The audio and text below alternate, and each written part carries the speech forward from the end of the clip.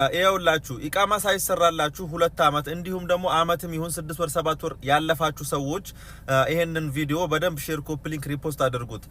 ኢቃማ ሳይሰራላችሁ 2 አመት ወይም ኮንትራታችሁ ካለፈ ወይም ደግሞ ከ3 ወር ካለፈ በኋላ የማይሰራላችሁ ከሆነ ወደ ሀገር መሳፍሩኝ ስትሉ እምቢ የምትባሉ ከሆነ በዚህ ቁጥር ደውላችሁ መጠቀም ትችላላችሁ። ይደወልላችኋል። አሊያም ደግሞ የእናንተን ስልክ ቁጥር በመጠቀም ራሳችሁ ቤታችሁ ድረስ መጥተው እናንተን ከዛ ቤት ማስወጣት ይችላሉ።